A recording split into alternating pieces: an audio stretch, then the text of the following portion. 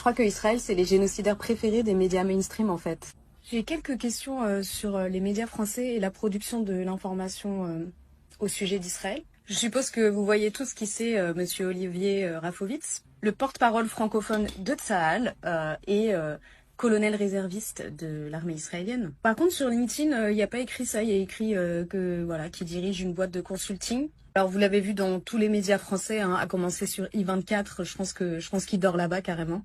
Sur Europe 1, sur BFM, très souvent. C'est aussi un ami de longue date de notre député préféré Meir Habib. Ce qui est très intéressant, c'est que sa femme, Roxane, en fait, elle est productrice. C'est une productrice très influente dans la télé française. Elle a dirigé pendant 10 ans la boîte de prod Fremantle. Donc c'est une boîte qui produit des super émissions, hein, comme par exemple Question pour un champion, Le Big Deal à l'ancienne, Maïté, Oui Chef, Popstar, Super Nanny, etc. Elle a aussi été administratrice du MEDEF pendant 4 ans. Et en 2021, elle a créé sa boîte Studio Fact Media Group. Alors ce que je trouve fascinant déjà, c'est que Studio Fact, leur marque de fabrique, c'est de raconter le réel. Je pense que là, on est vraiment dans un épisode de Black Mirror, c'est-à-dire que son mari qui raconte des fake news à longueur de journée dans absolument tous les médias français d'information. Enfin voilà quoi, je sais même pas quoi dire. Alors ils ont pas mal de filiales, notamment Studio Fact Press. Studio Fact Press maîtrise parfaitement les techniques audiovisuelles, bah ça on n'en doute pas. Hein. Alors ce qu'ils font c'est pas très clair, hein. Ça m'étonne pas.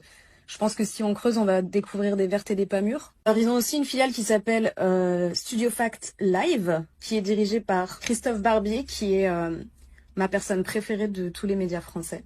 Du coup voilà, je me pose des questions sur la connivence entre ces milieux intéressants.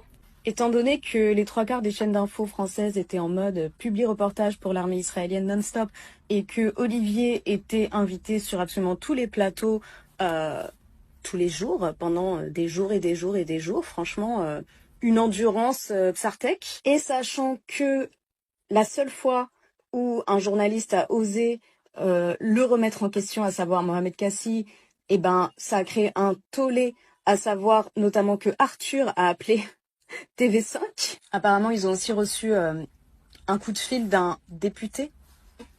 Je sous-estime pas du tout la capacité des médias français à faire du bénévolat pour Israël, c'est-à-dire que c'est pas juste est-ce qu'ils sont payés ou pas, etc.